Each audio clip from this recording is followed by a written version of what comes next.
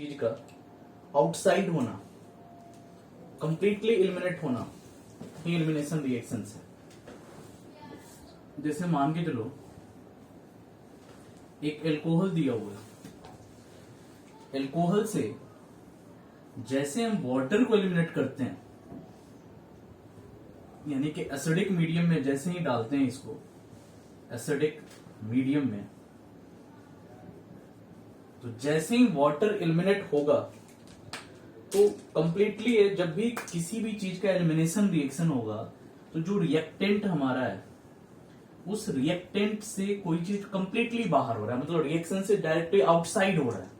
जैसे कि हमारा एल्कोहल है, एल्कोहल से डायरेक्टली कोई चीज बाहर जा रही है, तो उसी को हम एलिमिनेशन करते हैं। जैसे एलिमिनेशन होगा तो एलिमिनेशन रिएक्शंस के कॉरस्पॉन्डिंग मैक्सिमम टाइम, मतलब 90% केस में जो प्रोडक्ट आता है वो क्या आता है, एल्कीन आता है।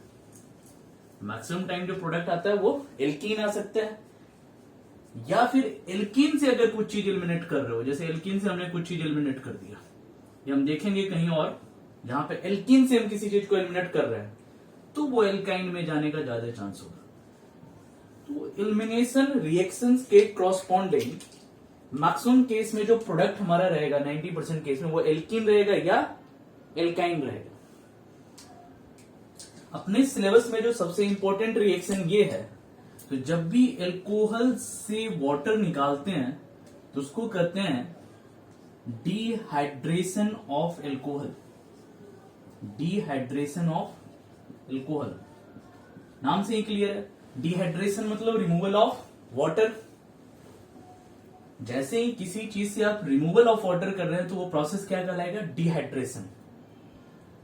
इसी के क्रॉसपॉन्डिंग अगर एल्कीन में अगर किसी चीज का एडिशन कर रहे हैं, यानी कि एडिशन ऑफ वाटर, किसमें, एल्कीन में, एल्कीन में एडिशन ऑफ वाटर करोगे तो क्या आ जाएगा, एल्कोहल आ जाएगा। यहां पे हमने डिहाइड्रेशन किया, रिमूवल ऑफ वाटर किया, तो रिमूवल ऑफ वाटर से हमारा क्या बन गया, एल्कीन बन गया। एडिशन ऑफ वाटर से एल्कोहल बन जाएगा। इसी एडिशन ऑफ वाटर को बोलते हैं hydration of alkene. Hydration of alkene. तो अभी हमारा इंटरेस्ट जो है वो डिहाइड्रेशन ऑफ एल्कोहल में है। डिहाइड्रेशन ऑफ एल्कोहल को ही हम एलिमिनेशन की कैटेगरी में डालने वाले हैं। तो इस रिएक्शंस को ही एलिमिनेशन की कैटेगरी में डालने वाले हैं। यहीं से हम सीखने वाले हैं एलिमिनेशन रिएक्शंस को कैसे करते हैं। एडिशन, किसी चीज का एडिशन हम ऑलरेडी पढ़ चुके हैं, या तो इलेक्ट्रोफिलिक होगा या तो न्यूक्लियोफिलिक होगा। और डबल बॉन्ड जब भी देता है वो इलेक्ट्रोफिलिक एडिशन देता है। एल्कीन या एल्काइन में जब भी होता है वो कौन सा एडिशन होता है, इलेक्ट्रोफिलिक। इलेक्ट्रोफिलिक में या तो हम मार्कोनिकॉफ फॉलो करते हैं या एंटी मार्कोनिकॉफ फॉलो करते हैं। तो जब एल्कीन से एल्कोहल जा रहे हैं, ये ऑलरेडी हम डिस्कस कर चुके हैं मार्कोनिकॉफ, एंटी मार्कोनिकॉफ को। तो अभी के लेक्चर्स में हम जस्ट एलिमिनेशन पे फोकस करने वाले हैं। तो जब भी किसी भी चीज से आप किसी चीज को एलिमिनेट कर रहे हो, किसी भी प्रॉपर रिएक्टेंट से किसी चीज को रिमूव कर रहे हैं, तो हमारा 90% केस में क्या बनेगा, या तो एल्कीन बनेगा या एल्काइन बनेगा। अभी हम इसी चीज को अभी हम बाय मैकेनिज्म स्टडी करने वाले हैं। तो इसको कैसे हम प्रिपेयर करते हैं, फर्स्टली आप इसको नोट डाउन कर लो। नेक्स्ट स्लाइड में हम देखने वाले हैं तो इसमें कैसे इसको करते हैं। तो जब भी कभी क्वेश्चंस आ जाए एलिमिनेशन को, और एलिमिनेशन से हमें H2O रिमूव करना है, तो उस क्वेश्चंस को कैसे करेंगे उसको हम अभी देखने वाले हैं। जैसे मान के चलो C मान के चलो इस तरीके से कोई OH दिया हुआ है, 4 कार्बन वाला ले लिए, थोड़ा सा और इंटरेस्टिंग रहेगा इसको समझ। तो आपको मैंने बताया था, तो जब भी किसी भी कंपाउंड के फंक्शनल ग्रुप के जस्ट साथ वाले कार्बन को क्या बोलते हैं, अल्फा कार्बन। फंक्शनल ग्रुप के जस्ट साथ वाले कार्बन को अल्फा कार्बन। क्लियर है। फंक्शनल ग्रुप के जस्ट सामने वाले कार्बन को क्या बोलते हैं, हेलो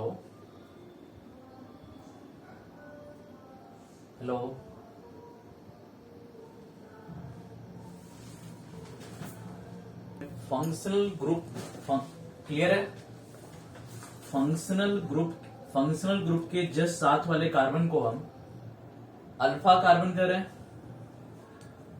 और अल्फा कार्बन के जस्ट साथ वाले कार्बन को हम बीटा कार्बन बोलेंगे। या तो ये बीटा कार्बन होगा या ये बीटा कार्बन होगा, दोनों होगा, अल्फा कार्बन बीटा कार्बन। इस दोनों कार्बन को हम बीटा कार्बन बोल सकते हैं।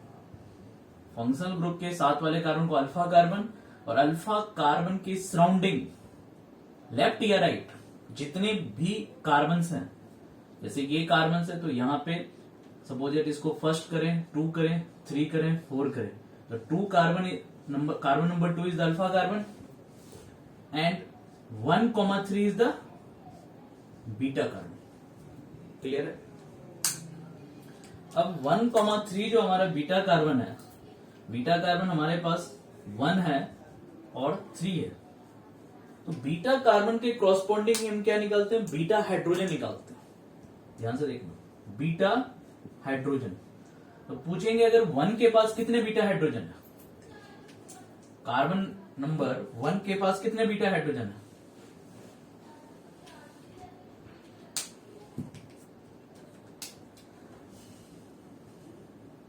एक हाइड्रोजन, 2 और ये 3 हाइड्रोजन है, तो इसके पास 3 हाइड्रोजन, और पॉइंट नंबर 3 के पास, कार्बन नंबर 3 के पास कितने हाइड्रोजन है? 2 हाइड्रोजन है, तो 2 हाइड्रोजन हमारे, एक हाइड्रोजन कार्बन नंबर 1 के पास 3 अल्फा हाइड्रोजन, और कार्बन नंबर 3 के पास जो है कितने? हाँ, बीटा हाइड्रोजन की बात करें, ये अल्फा है तो ये क्या आ जाएगा? बीटा हाइड्रोजन है। बीटा कार्बन के क्रॉसपॉन्डिंग जो है वो क्या हो जाएगा? बीटा हाइड्रोजन हो जाएगा। ठीक है, तो इसके पास कार्बन नंबर 1 के पास 3 बीटा हाइड्रोजन और कार्बन नंबर 3 के पास 2 बीटा हाइड्रोजन। अब देखो एलिमिनेशन कैसे करते हैं।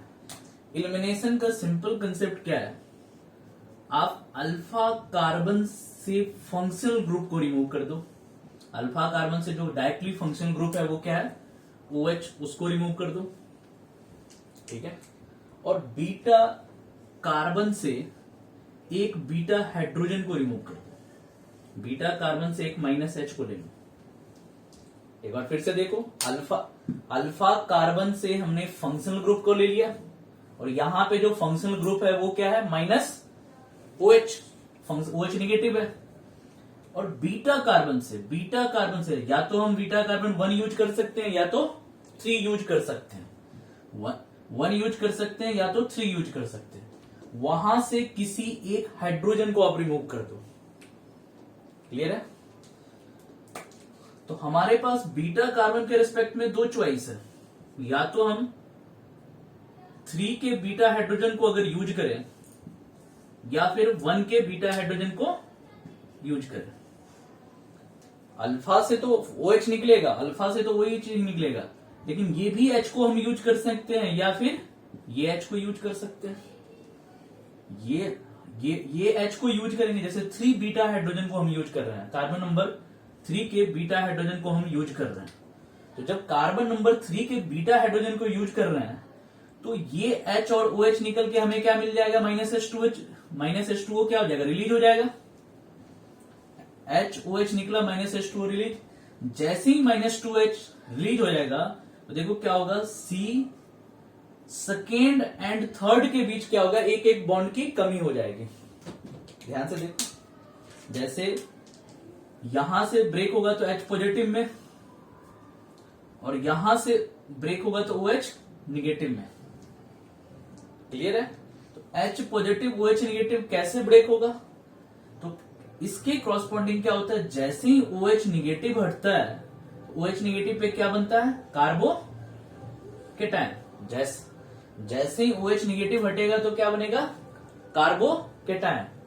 और ऑलरेडी हमने ये रिएक्शंस पढ़ा था, तो कार्बोकेटायन क्या करता है? यही हाइपर कॉन्जुगेशन पढ़ाया था, जिसमें क्या किया था? ये H पॉजिटिव कहां पे शिफ्ट हो जाता है? यहां पे। हाँ, ये जो H पॉजिटिव यहां से शिफ्ट होता है, तो यहां का जो कार्बन का इलेक्ट्रॉन्स का लॉस हुआ था उसको किसके थ्रू कर दिया गया? वेरीफाइड हाइड्रोजन के थ्रू। तो हम क्या देख रहे हैं, तो इस रिएक्शंस के क्रॉसपॉन्डिंग 2 स्टेप्स में वर्कआउट हो रहा है, 2 स्टेप में हम काम कर रहे हैं। 2 स्टेप कौन सा? स्टेप फर्स्ट जो है हमारा, स्टेप 01, वो क्या कर रहे हैं?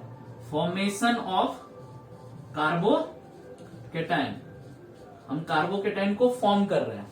पहला काम किया फॉर्मेशन ऑफ कार्बोकेटाइन। कैसे? फंक्शनल ग्रुप को हटाया, कार्बोकेटाइन लगा दिया।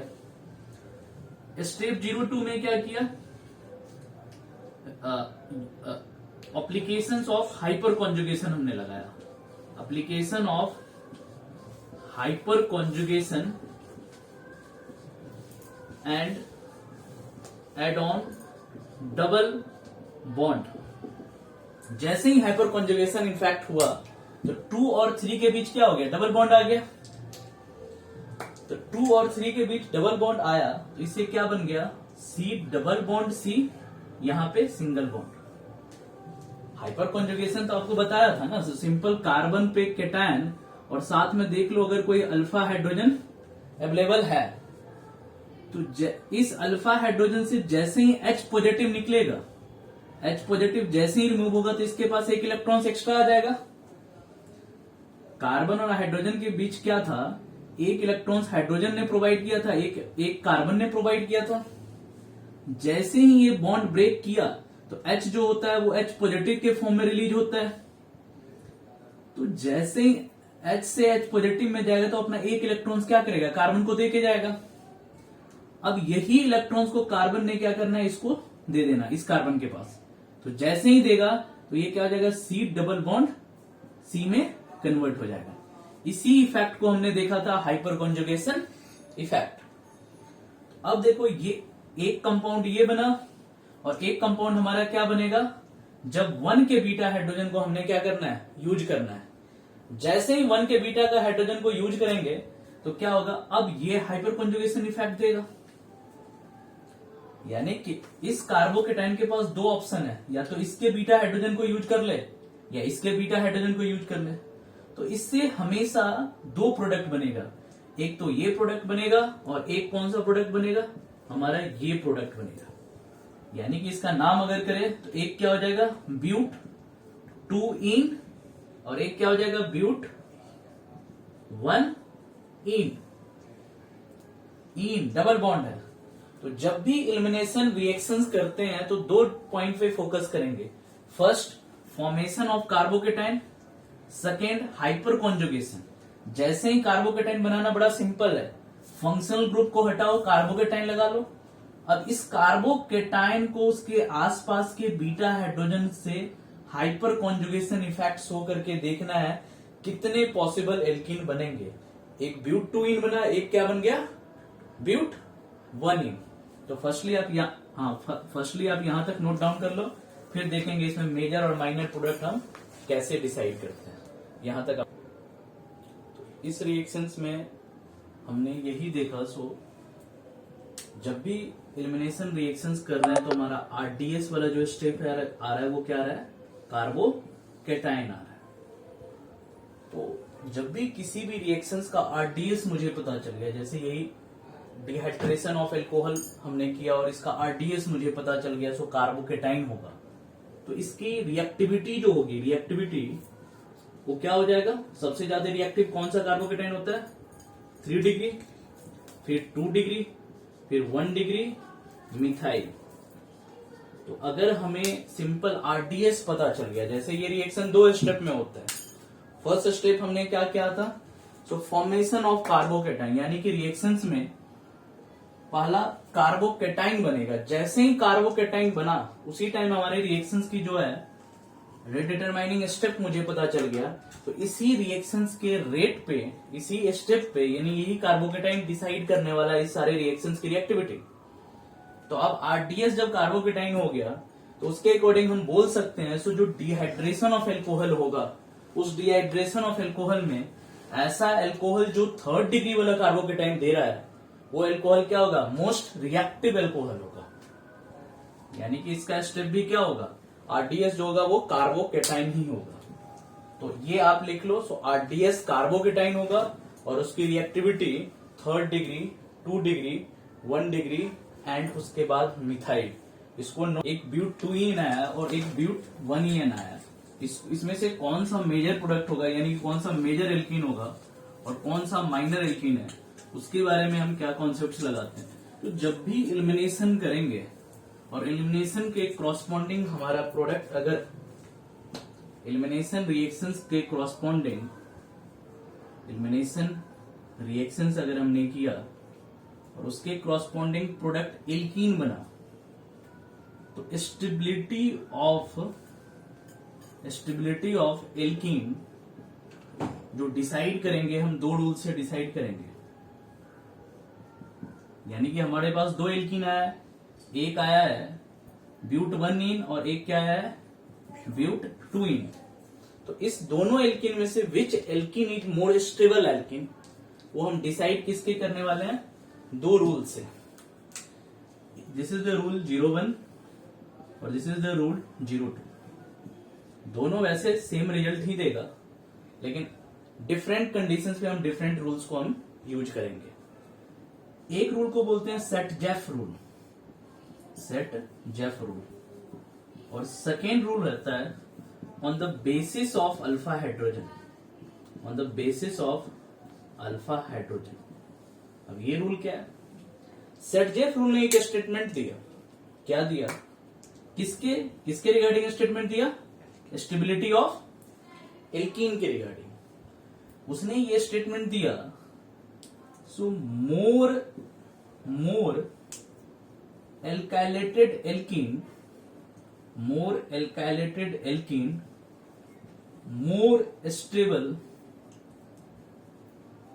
Stable alkene. ध्यान से सुनो, क्या करें, जिस एल्कीन के पास ज्यादा नंबर ऑफ एल्काइल ग्रुप होगा, यानी कि number of alkyl group across C double bond C directly proportional to stability. यानी कि मान के चलो, ध्यान से सुनो दो रूल, इस रूल को, सेट-जेफ रूल को। इसने बोला मोर एल्काइलेटेड एल्कीन, यानी कि किसी भी एल्कीन में, जैसे मान के चलो इस एल्कीन की बात करें, तो इस एल्कीन में कितने एल्काइल ग्रुप हैं, इस एल्कीन की बात करें तो इस एल्कीन में कितने एल्काइल ग्रुप हैं। ये ग्रुप, इस ग्रुप को क्या बोलोगे, इथाइल C2H5। इसके अलावा क्या है, एक हाइड्रोजन है यहां पे, इसके अलावा इस पॉइंट पे कितने हैं, दो हाइड्रोजन है। तो आपको पूछेगा फर्स्ट में बताओ नंबर ऑफ एल्काइल ग्रुप कितने हो जाएंगे, 1। C डबल बॉन्ड C के cross number of alkyl group कितने हैं, 1। यही अगर नंबर 2 में चले तो इस C डबल बॉन्ड C के क्रॉस कितने एल्काइल ग्रुप हैं, एक मिथाइल ग्रुप, इसके अलावा यहां पे भी एक हाइड्रोजन और यहां पे भी एक हाइड्रोजन। तो कितने नंबर ऑफ एल्काइल ग्रुप है इस C डबल बॉन्ड C के अराउंड, दो मिथाइल, एक यहां पे एक यहां पे। तो नंबर ऑफ मिथाइल ग्रुप ये 2 है। तो सेट-जेफ डायरेक्ट करता है, जिसके पास जितने ही नंबर ऑफ एल्काइल ग्रुप होगा उतना ही वो एल्कीन क्या होगा, स्टेबल होगा। तो हम इस कंसेप्ट से क्या बोल सकते हैं, सो नंबर 2 वाला जो एल्कीन है, यानी कि ब्यूट 2इन जो होगा वो मोर स्टेबल होगा किससे, ब्यूट 1इन से। क्लियर है कि नहीं है, ब्यूट 2इन के बाद दो एल्काइल ग्रुप है, ब्यूट 2इन के पास दो एल्काइल ग्रुप है और ब्यूट 1इन के पास सिर्फ एक ही एल्काइल ग्रुप है। समझ में आ रहा है कि नहीं आ रहा है। तो सेट-जेफ का सिंपल कंसेप्ट था, सेट-जेफ का कंसेप्ट आता ही है स्टेबिलिटी ऑफ एल्कीन को फाइंड आउट करने में, और उसने सिंपली बोला तो जो एल्कीन ज्यादा एल्काइलेटेड होगा, यानी कि जिस एल्कीन के पास नंबर ऑफ एल्काइल ग्रुप जितना ही ज्यादा होगा, वो एल्कीन उतना ही स्टेबल एल्कीन कहलाएगा। उसके क्रॉस में ब्यूट 2इन और ब्यूट 1इन को कंपेयर किया, तो ब्यूट 2इन में हमने देखा नंबर ऑफ एल्काइल ग्रुप 2 है, और ब्यूट 1इन को जब कंपेयर किया तो नंबर ऑफ एल्काइल ग्रुप कितने आए, 1 आए। इस वजह से हम क्या बोल सकते हैं, ब्यूट 2इन is more stable than but 1इन। तो सेट-जेफ के रूल के अकॉर्डिंग हमारा मेजर प्रोडक्ट ब्यूट 2इन और माइनर प्रोडक्ट ब्यूट 1इन हो जाएगा। तो फर्स्टली आप सेटजेप के कंसेप्ट को नोट डाउन कर लो। तो नेक्स्ट हम ऑन द बेसिस ऑफ सेटजेप का रूल क्लियर होना चाहिए। मोर एल्काइलेटेड एल्किन मोर स्टेबल एल्किन। अब इसी सेटजेप के अलावा भी एक और रूल है, और फिर देखेंगे ये दोनों रूल को कहां कहां अप्लाई करेंगे और कहां पे नहीं अप्लाई करेंगे। ध्यान से देखो, अब हम रूल नंबर 2 की बात करते हैं। On the basis of alpha hydrogen, तो अल्फा हाइड्रोजन के बेसिस पे कैसे भी किसी एल्किन को हम मेजर और माइनर बोल सकते हैं। तो रूल नंबर 02 की बात कर रहे हैं। ये rule number on basis of alpha hydrogen, basis of alpha hydrogen.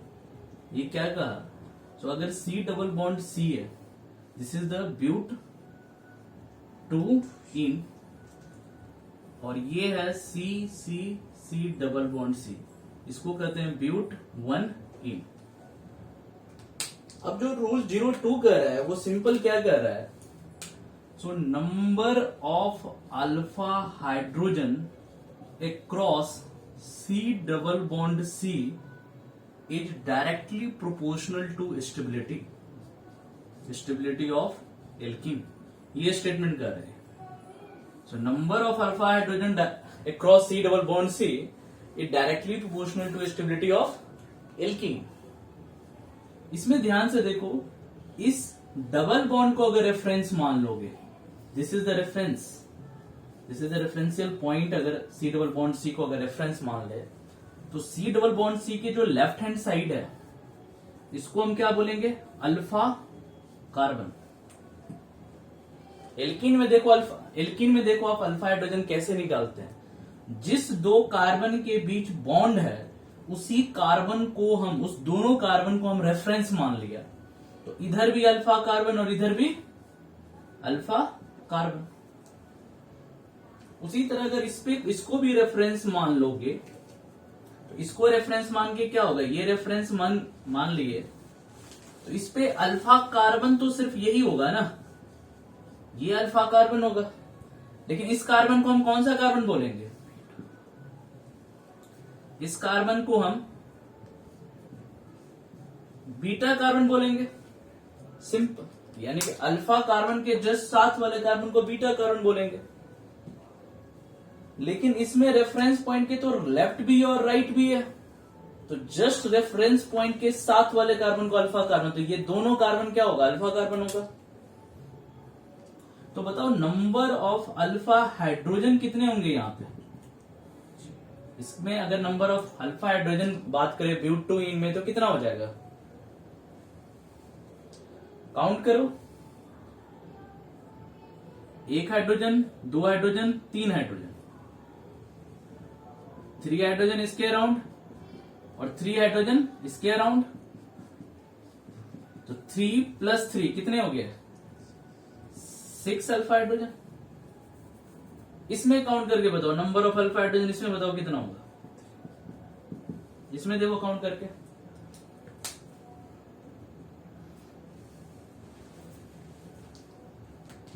Five होगा। देखो सिर्फ अल्फा कार्बन के क्रॉसपोंडिंग के हाइड्रोजन को ही हम अल्फा हाइड्रोजन बोलेंगे, सिर्फ 2 ही होगा। यहां पे जो हाइड्रोजन लगा है वो तो अल्फा हाइड्रोजन होगा नहीं, ये तो डायरेक्टली लगा हुआ है ना। इसके साथ अगर कोई कार्बन रहता, जैसे इसके पास ये कार्बन, तो फिर अल्फा हाइड्रोजन बोलते। तो यहां पे नंबर ऑफ अल्फा हाइड्रोजन 2, यहां पे नंबर ऑफ अल्फा हाइड्रोजन 6। अब रूल 02 के अकॉर्डिंग करता है, जिसके पास ज्यादा नंबर ऑफ अल्फा हाइड्रोजन होगा वही हमारा क्या होगा, सबसे ज्यादा स्टेबल प्रोडक्ट। तो यहां से भी आ रहा है but 2 ene is more stable than इससे ब्यूट 1 इन। ये but 2 ene is more stable than but 1 ene. तो दोनों से सेम आंसर आएगा, चाहे वो सेटजेप लगाओ या रूल 01 लगाओ या रूल 02 लगाओ, लेकिन इस दोनों का अपना अपना सिग्निफिकेंस है। ये आप नोट डाउन करो। इसके बाद एक क्वेश्चंस करेंगे, उसमें देखेंगे किसको कहां पे यूज करना है, कैसे हम रूल 01 को यूज करेंगे और रूल 02 को यूज करेंगे। अभी जो रूल 01 और रूल 02 पर है उसी का हम देखते हैं कंपैरेटिव एनालिसिस। तो कहां पे हम 01 रूल 01 को इफेक्टिवली यूज कर सकते हो, कहां पे 02 को यूज कर सकते हो। दोनों रूल का अपना अपना इंपॉर्टेंस है। देखो जैसे मैं क्वेश्चन फ्रेम करता हूँ उसके अकॉर्डिंग आपको समझाता हूँ कहाँ पे हम इसको यूज कर सकते हैं। तो देखो जैसे C डबल बॉन्ड C है, यहां पे मैंने CH3 लिखा, यहां पे मैंने C2H5 लिखा, यहां पे H ले लिया, यहां पे H ले लिया, यहां पे मैंने C डबल बॉन्ड C लिखा, यहाँ पे CH3 ले लिया, यहाँ पे CH3 ले लिया और यहाँ पे H ले लिया, यहाँ पे H ले लिया। अब देखो इस क्वेश्चन में सिंपल क्या दिख रहा है मुझे। सो जो कंपाउंड फर्स्ट है, कंपाउंड फर्स्ट है और जो कंपाउंड सेकेंड है, कंपाउंड फर्स्ट के पास कितने नंबर ऑफ एल्काइल ग्रुप बताओ। कंपाउंड फर्स्ट के पास कितने नंबर ऑफ एल्काइल ग्रुप है? ये रेफरेंस होके इसके क्रॉसपॉइंट, हाँ 1 नंबर कैसे है? जैसे ये मिथाइल हो गया, ये क्या है? इथाइल है, तो कितने ग्रुप हो गया? तो कितने ग्रुप हो गया? मिथाइल इथाइल 2 ग्रुप हो गया, नंबर ऑफ एल्काइल ग्रुप। इस कंपाउंड में देखोगे तो नंबर ऑफ एल्काइल ग्रुप कितने हैं? इस कंपाउंड में नंबर ऑफ एल्काइल ग्रुप 2 है। तो अब अगर कोई सेटजेफ लगा के देखेगा इस पे, तो वो क्या आंसर कर सकता है? सेटजेफ का स्टेटमेंट क्या था? सेटजेफ तो तभी लगा सकते हैं ना जब नंबर ऑफ एल्काइलेटेड एल्किन क्या हो, नंबर ऑफ एल्काइलेटेड ग्रुप जो है, नंबर ऑफ एल्काइल ग्रुप जो है वो डिफरेंट हो। सेटजेफ पर के देखो क्या लिखा हुआ है, मोर एल्काइलेटेड, मोर एल्काइलेटेड, मोर स्टेबल, यही तो लिखा है ना। सेटजेफ तो सिंपल कहता है अगर जिसके पास जितने नंबर ऑफ एल्काइल ग्रुप होंगे उतना ही क्या होगा? स्टेबल एल्किन होगा। लेकिन यहाँ पे नंबर ऑफ एल्काइल ग्रुप दोनों का अलग अलग है, यहाँ पे दोनों का सेम है, यहाँ पे भी 2 एल्काइल ग्रुप, यहाँ पे भी 2 एल्काइल ग्रुप। तो इस केस में आप सेटजेफ को नहीं लगा सकते, इस केस में सेटजेफ से रिजल्ट नहीं निकाल सकते। इस केस में यानी कि if number of alkyl group same across C double bond C, then follow rule 02, rule 02 यानी कि नंबर ऑफ अल्फा हाइड्रोजन के अकॉर्डिंग अगर number of alkyl group same है तब तो अल्फा हाइड्रोजन के बेसिस पे ही हमें चेक करके निकालना पड़ेगा ना। लेकिन अगर नंबर ऑफ एल्काइल ग्रुप ज्यादा रहता, जैसे मान के चलो हमने यहाँ पे एक और CH3 लगा लेते, तब तो कोई प्रॉब्लम नहीं, डायरेक्टली हम क्या करते? सेटजेफ को लगा देते। इसमें 3 हो जाता है, इसमें 2 हो जाता, हम बोल देते 3 number of alkyl group second वाले के पास ज्यादा है, तो second is the more stable product than first. तो क्लियरली देख लो, सेटजेफ तभी अप्लाई करेंगे जब नंबर ऑफ एल्काइल ग्रुप क्या है? डिफरेंट हो। Number of alkyl group differ कर रहा है। और अल्फा हाइड्रोजन वाला तब अप्लाई करोगे जब नंबर ऑफ एल्काइल ग्रुप क्या हो? सेम हो। तो ये सिंपल रूल 02 तभी अप्लाई करोगे जब number of alkyl group same है, और जब number of alkyl group different है तो क्या यूज करोगे? सेटजेफ रूल करोगे। क्लियर है? तो इस दोनों पॉइंट को लिख लो।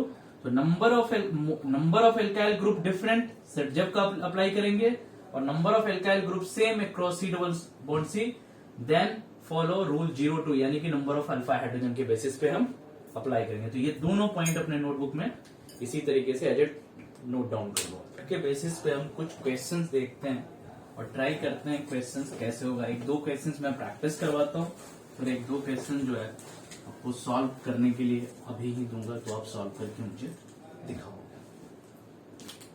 जैसे क्वेश्चंस में पिक कर रहा हूं, हमें दिया हुआ है कुछ इस तरीके से,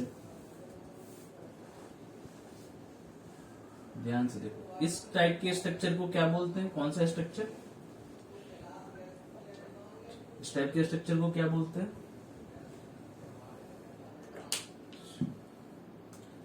नहीं, ये बॉन्ड लाइन स्ट्रक्चर। बॉन्ड को अगर लाइन से हम डिनोट करने लगे, इसी को क्या बोलेंगे? Bond line structure.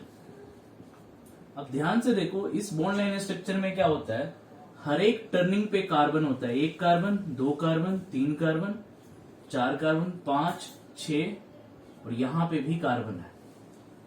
अब इससे हमें क्या कह रहा है, इसमें से एलिमिनेशन रिएक्शन करके दिखाओ, यानी कि इस रिएक्शन को मैं एसिड में डाल दिया, एसिडिक मीडियम में, और जैसे ही एसिडिक मीडियम में डाला तो -H2O हुआ।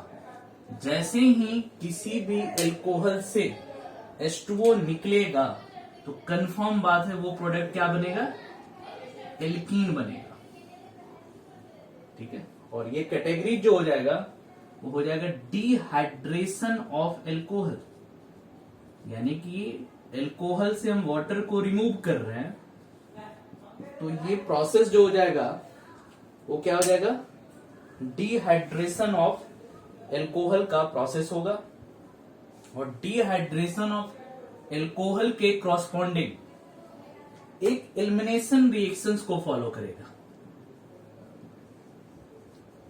तो एक बार फिर से देखो, एल्कोहल मुझे दिया हुआ था, इस एल्कोहल से -H2O निकालना है, तो एल्कोहल से H2O का माइनस होना मतलब डिहाइड्रेशन ऑफ एल्कोहल का होना, और डिहाइड्रेशन ऑफ एल्कोहल होता है तो प्रोसेस क्या होता है, एलिमिनेशन, क्योंकि कोई चीज कंप्लीटली क्या कर रहा है, इस रिएक्टेंट से बाहर जा रहा है, एलिमिनेशन।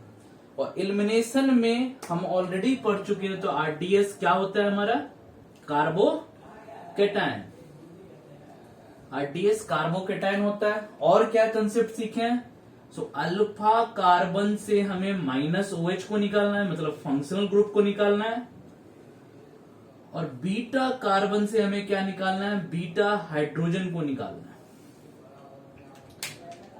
अल्फा कार्बन से हमें क्या निकालना है, OH को निकालना है, और बीटा कार्बन से बीटा हाइड्रोजन को निकालना है। Number of product equal to number of beta hydrogen, जितना ही बीटा हाइड्रोजन होगा उतना ही नंबर ऑफ क्या बनने वाला है, प्रोडक्ट बनने वाला है। जैसे पीछे वाले क्वेश्चंस को देखोगे तो उसमें क्या था, हमारे पास 2 बीटा हाइड्रोजन था, एक लेफ्ट हैंड साइड एक राइट हैंड साइड, तो 2 बीटा हाइड्रोजन तो 2 प्रोडक्ट। पीछे देखे थे एक ब्यूट 1 आया था और एक ब्यूट 2 आया था। तो जब भी कभी एलिमिनेशन पे क्वेश्चन आए, किसी चीज को एलिमिनेट करना है, तो सिंपल देख लो, आप यहां पे फोकस करोगे तो यहां से क्या देख पा रहे हैं, सो OH के साथ वाले कार्बन को हम अल्फा कार्बन, फंक्शनल ग्रुप के, ये हमारा फंक्शनल ग्रुप है, फंक्शनल ग्रुप के साथ वाले कार्बन को अल्फा कार्बन। बताओ इसके पास कितने बीटा कार्बन है, ध्यान से बताओ कितने बीटा कार्बन है, इसके क्रॉस कितने बीटा कार्बन, 3 बीटा कार्बन है, एक बीटा कार्बन ये हुआ, second, third, total 3 beta carbon है। तो कितने प्रोडक्ट बनने वाले हैं हमारे पास,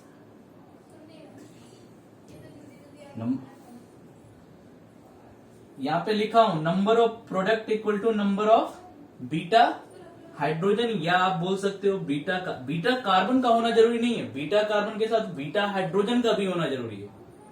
तो नंबर ऑफ प्रोडक्ट, तभी तो H को निकाल पाएंगे।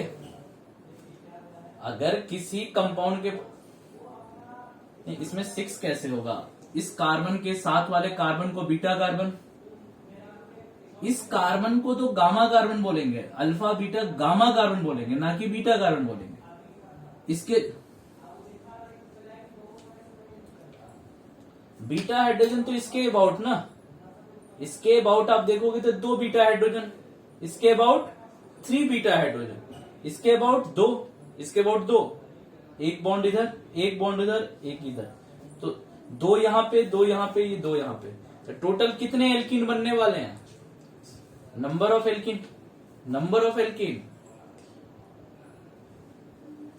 जब यहां से OH और यहां से हाइड्रोजन को यूज करोगे तो कितना, एक एल्कीन यहां बनने वाला है। इस 2 हाइड्रोजन में से, जैसे देखो 2 बीटा हाइड्रोजन में से यहां पे मान के चलो 2 बीटा हाइड्रोजन है, तो किसी एक बीटा हाइड्रोजन को ही यूज करोगे ना, दोनों बीटा हाइड्रोजन को यूज करके नहीं बनाएंगे, किसी एक बीटा हाइड्रोजन को यूज करेंगे। तो जैसे ही यूज करोगे तो यहां पे क्या हो जाएगा, डबल बॉन्ड। जब यहां से हाइड्रोजन और यहां से OH निकालोगे तो यहां पे डबल बॉन्ड, और जब थर्ड वाले पोजीशन से यहां से निकालोगे तो यहां पे डबल बॉन्ड। तो टोटल कितने एल्कीन बनेंगे, टोटल 3 बनेंगे। अब 3 में देखेंगे विच इज मोर स्टेबल। तो विच इज मोर स्टेबल के कॉरस्पॉन्डिंग या तो हम सेटजेफ लगा सकते हैं, या तो लगा सकते हैं रूल 0-1 लगा सकते हैं, या रूल 0-2 लगा सकते हैं, नंबर ऑफ अल्फा हाइड्रोजन के बेसिस पे। तो सबसे पहले आप तीनों स्टेबल एल्कीन बना लो, नंबर ऑफ प्रोडक्ट बना लो, फिर हम डिस्कस करते हैं उसमें से विच इज मोर स्टेबल और विच इज लेस स्टेबल। तो सबसे पहले तीनों एल्कीन बना लो, फॉर्मेशन कर लो। बनाया उसके बेसिस पे देखो हम स्टेबल एल्कीन कैसे निकालते हैं, फिर देखते हैं आप अपने आंसर को टैली करोगे, फिर ध्यान से देखो कैसे। तो हमने फर्स्ट सेकेंड थर्ड, यानी कि फर्स्ट सेकेंड थर्ड, ये फोर्थ, ये फिफ्थ और ये सिक्स्थ, टोटल 6 कार्बन है, ठीक है। और सिक्स कार्बन में सबसे पहले हम C2 और C3 कार्बन को यूज करके हम क्या बना रहे हैं, एल्कीन बना रहे हैं। क्लियर है। तो C2 और C3 कार्बन को जैसे ही यूज करके आप एल्कीन बनाओगे तो ध्यान से देखो क्या बनेगा, ये इधर से ये इस तरीके से, और यहां पे क्या हो जाएगा, डबल बॉन्ड आ जाएगा, और कुछ इस तरीके से हो जाएगा, और यहां पे जो बॉन्ड है वो ऑलरेडी इंटैक्ट रहेगा, इसमें हम कोई चेंज नहीं करेंगे। सिर्फ 2 से हमने H को निकाल दिया और 3 से हमने OH को निकाल दिया, यानी अल्फा से हमने OH को निकाला और बीटा से एक H को निकाला। जैसे ही निकाला इसके बीच क्या होगा, यहां से जैसे ही H निकला और यहां से OH निकला तो एक एक बॉन्ड की कमी होगी। OH जैसे ही जाएगा तो OH पे क्या बना देगा, कार्बोकेटाइन। सबसे पहले OH जैसे ही जाएगा तो यहाँ पे कार्बोकेटाइन बनेगा। अब कार्बोकेटाइन चाहेगा तो इसके क्रॉस एक हाइड्रोजन है, यानी कि कार्बन नंबर 2 के पास 2 हाइड्रोजन, उसमें से एक हाइड्रोजन को वो क्या करेगा अपने तरफ, ये बॉन्ड पूरा शिफ्ट हो जाएगा। इसी को तो हाइपर कॉन्जुगेशन कहते थे, ये कंप्लीटली बॉन्ड का शिफ्ट होना। जैसे ही कंप्लीटली तो ये H किसमें निकल जाएगा, H पॉजिटिव के फॉर्म में रिलीज हो जाएगा। जैसे ही H पॉजिटिव के फॉर्म में रिलीज होगा तो ये जो दोनों इलेक्ट्रॉन्स है, इसमें से ये इलेक्ट्रॉन्स इस कार्बन को मिल जाएगा, जिसके वजह से इसका पॉजिटिव फिनिश हो जाएगा, और यहां पे क्या लग जाएगा, एक डबल बॉन्ड लग जाएगा। क्लियर है।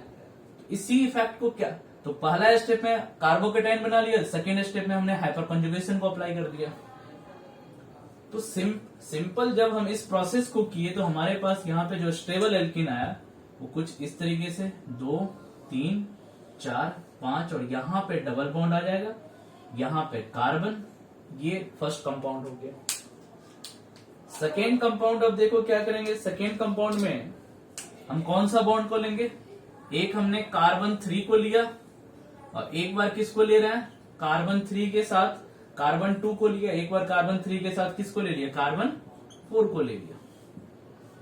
तो जैसे ही ले रहे हैं तो इसमें क्या होगा, कुछ इस तरीके से, ये फिर ये फिर ये, यहां पे बॉन्ड तो सेम रहेगा, इसके बीच क्या हो जाएगा, डबल आ जाएगा यहीं पे, यानी 3 और 4 के बीच डबल आएगा। ये 3 था, ये 4 था, तो इस 3 और 4 के यहाँ पे 3 और 2 के बीच डबल बॉन्ड आया था।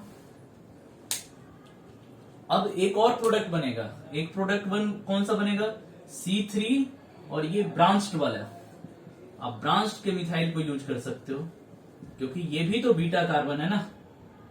तो C3 को जैसे ब्रांच के साथ यूज करोगे तो हमारे पास प्रोडक्ट जो आएगा वो क्या आ जाएगा, स्ट्रेट चेन तो सेम ही रहेगा, 1 2 3 4 5, 1 2, टोटल कितने कार्बन है, 6 कार्बन है। तो ये कुछ इस तरीके से हो जाएगा, और यहां पे हमारा क्या हो जाएगा, डबल बॉन्ड आ जाएगा, इस कार्बन के साथ क्या हो जाएगा, डबल बॉन्ड आ जाएगा।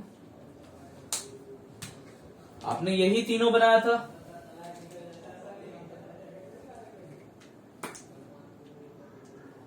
डिफर था आपका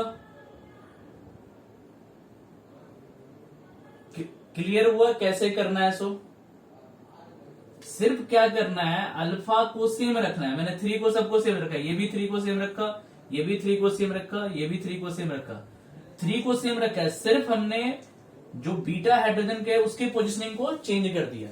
एक बार इसके बीटा को यूज कर लिया, एक बार इसके बीटा को यूज कर लिया, एक बार ब्रांच के बीटा को यूज कर लिया। अब बताओ अगर इसमें देखें नंबर ऑफ अल्फा हाइड्रोजन कितने हैं बताओ। इसमें number of alpha hydrogen count करो, नंबर ऑफ अल्फा हाइड्रोजन कितने होंगे? नंबर ऑफ अल्फा हाइड्रोजन के लिए यहां पे एक कार्बन ये होगा अल्फा कार्बन, ये कार्बन भी अल्फा कार्बन, और ये कार्बन भी क्या होगा, क्योंकि हमारा पॉइंट ऑफ रेफरेंस तो ये है, हमारा पॉइंट ऑफ रेफरेंस क्या है 2 और 3 है, तो 2 और 3 के जस्ट कनेक्टेड कार्बन को क्या बोलेंगे? Alpha carbon. इस पे कितने हाइड्रोजन? इस पे भी 3, इस पे भी 3, 3 + 3 6 + 2, टोटल हमारे पास 8 अल्फा हाइड्रोजन। यहां पे काउंट करके देखो, यहां ये अल्फा कार्बन, ये भी अल्फा कार्बन, और ये भी अल्फा कार्बन। बताओ यहां पे कितने होंगे? हाँ 3 2 5 2 7, यहां पे 7 अल्फा हाइड्रोजन हो जाएगा। इसमें बताइए, इसमें बताओ कितना होगा? एक अल्फा कार्बन, 4 अल्फा कार्बन है, 4 ही आएंगे। हाँ ये नहीं, हाँ ये रेफरेंस हो जाएगा इसके, तो 4 अल्फा हाइड्रोजन हो जाएगा। अब क्लियर है मुझे? सिंपल। तो जो 8 अल्फा हाइड्रोजन वाला होगा वो क्या होगा? मेजर प्रोडक्ट होगा। तो ये वाला जो मेजर हो जाएगा, और ये दोनों जो हो जाएगा, ये दोनों जो होगा वो माइनर हो जाएगा। यानी कि मेजर और माइनर, यानी कि स्टेबल या अनस्टेबल। मेजर को ही स्टेबल बोलते हैं, जो स्टेबल होगा वो मेजर होगा। तो मेजर प्रोडक्ट जो होगा वो हमारा ये एल्कीन आंसर होगा। यानी कि हम ऑप्शन से ये एल्कीन को टिक करेंगे, और ये दोनों अगर रहेगा तो उसको हम क्या करेंगे? क्रॉस करेंगे। क्लियर है? इस तरीके से क्वेश्चंस करते हैं। तो इस क्वेश्चन को अच्छी तरीके से नोट डाउन कर लो। एक क्वेश्चन अभी और मैं करवाता हूँ, फिर जाके फाइनल कर लेंगे लेक्चर। क्वेश्चन लेते हैं थोड़ा सा, इससे थोड़ी सी डिफिकल्टी लेवल का होगा, उसको थोड़ा सा करने के बाद जो हम इस लेक्चर को बाइंड अप करेंगे। हमारा एलिमिनेशन वाला जो सेक्शन है वो खत्म हो जाएगा। जहां पे ऑर्गेनिक केमिस्ट्री में आएगा तो हम इजीली इस प्रोसेस को डन कर सकते हैं। जैसे क्वेश्चन और हम पिक कर रहे हैं, ये क्वेश्चन कुछ इस तरीके से है। एक रिंग वाला ले लेते हैं, साइक्लिक वाला। ये कुछ इस तरीके से दिया हुआ है, और इस तरीके से इसमें कुछ सेक्शंस है, यहाँ पे इस तरीके से दिया हुआ है। अभी भी ये स्ट्रक्चर क्या है? बॉन्ड लाइन स्ट्रक्चर ही है। अभी भी ध्यान से देखोगे तो ये स्ट्रक्चर हमारा क्या है? बॉन्ड लाइन स्ट्रक्चर है, बॉन्ड लाइन स्ट्रक्चर। क्लियर है? अब बॉन्ड लाइन स्ट्रक्चर में भी सेम प्रोसेस यही करना है। सबसे पहले तो OH को हटा के हमने क्या लगा देना? यहाँ पे कार्बोकेटाइन लगा देना, सिंपल। हाँ, क्योंकि जब भी पहला तो RDS बन गया हमारा कार्बोकेटाइन। अब इस कार्बोकेटाइन के साथ वाले जो कार्बन होगा ये हमारा बीटा कार्बन हो जाएगा, ये हमारा एक बीटा कार्बन हो जाएगा, और ये हमारा एक बीटा कार्बन हो जाएगा। क्योंकि यहाँ पे OH था तो अल्फा कार्बन ये, तो बीटा कार्बन ये, तीनों हो जाएगा। अब यही तो होगा। यहाँ कितने हाइड्रोजन है? 2 हाइड्रोजन। यहाँ पे टोटल 3 हाइड्रोजन। एक कार्बन है तो कितने हाइड्रोजन? 1 2 3। इस कार्बन के पास एक बॉन्ड है तो 3 हाइड्रोजन हो गया। यहां पे जो हाइड्रोजन हो जाएगा वो 2 हो जाएगा, तो यहां पे 2 हाइड्रोजन। यहां पे बता दो कितने हाइड्रोजन होंगे इस बीटा कार्बन के पास? 1 हाइड्रोजन हो जाएगा, सिंपल। 1 हाइड्रोजन हो जाएगा। अब कुछ नहीं करना है, सिंपल। अगर हमारा कार्बोकेटाइन बनाना है तो मान लेते हैं ये 1 है, ये 2 है, ये 3 है, 4 है। एक बार 1 किसके साथ? ये हाइड्रोजन उठ के यहाँ पे आ जाएगा 2 के साथ, हाइपर कंजुगेशन। तो क्या हो जाएगा? एक बार यहाँ पे डबल बन जाएगा, एक बार ये बॉन्ड यहाँ पे शिफ्ट हो जाएगा तो यहाँ पे डबल बन जाएगा, और एक बार ये बॉन्ड यहां पे शिफ्ट हो जाएगा तो यहां पे डबल बन जाएगा। टोटल नंबर ऑफ प्रोडक्ट्स कितने आएंगे?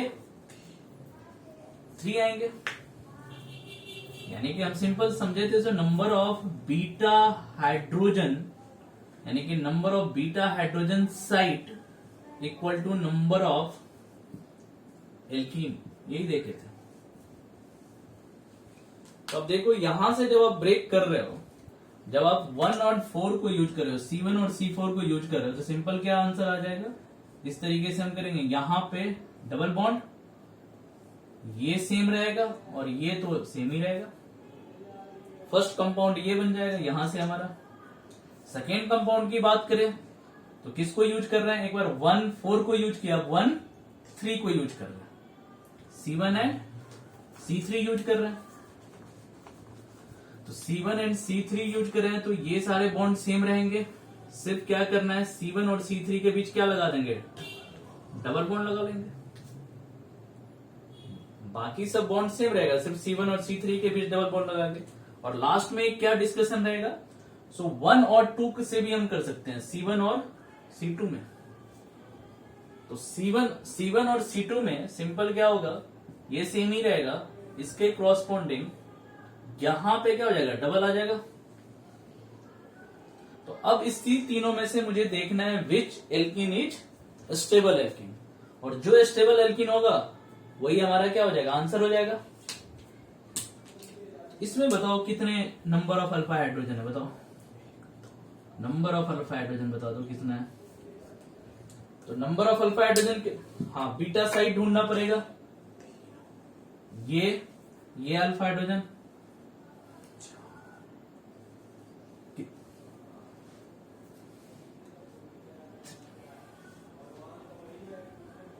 नाइन अल्फा हाइड्रोजन होंगे, 3 2 5, यहां पे 2 7 2 9, तो 9 अल्फा हाइड्रोजन हमारे पास यहां पे आंसर हो जाएगा। इस वाले में बताओ कितने होंगे? 8 होगा। देखो आप क्लियरली, यहां पे 3, यहां पे 3 6, 3 3 6, और यहां पे एक ही होगा ना यहां पे। यहां पे तो हाँ, तो कितना हो जाएगा? 7। इसमें बता दो आप कितने होंगे?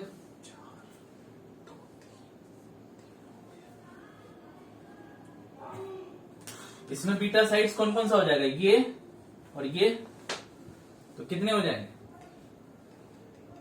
3 हो जाएंगे सिंपल। तो जैसे ही मुझे पता,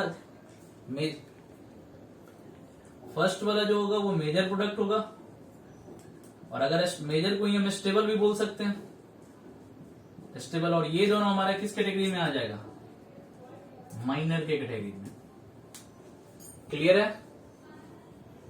तो इस तरीके से हम क्या करते हैं? एलिमिनेशन रिएक्शंस फॉर्म करते हैं। जैसे ही एलिमिनेशन रिएक्शंस के क्रॉसपोंडिंग सिंपल कार्बोकेटाइन बना लो, और कार्बोकेटाइन के बाद अब बीटा साइट्स को ढूंढ लो, और बीटा साइट्स के थ्रू उतना ही डबल बॉन्ड वाला प्रोडक्ट बना लो, और प्रोडक्ट को चेक कर लो किसमें नंबर ऑफ अल्फा हाइड्रोजन ज्यादा है। उसके अकॉर्डिंग हम क्या कर सकते हैं? मेजर और माइनर प्रोडक्ट को क्या करते हैं? डिसाइड कर लेते हैं। क्लियर है? ठीक है, हाँ, तो इसको नोट डाउन कर लो। तो यहीं पे हम एलिमिनेशन रिएक्शंस को फिनिश करते हैं।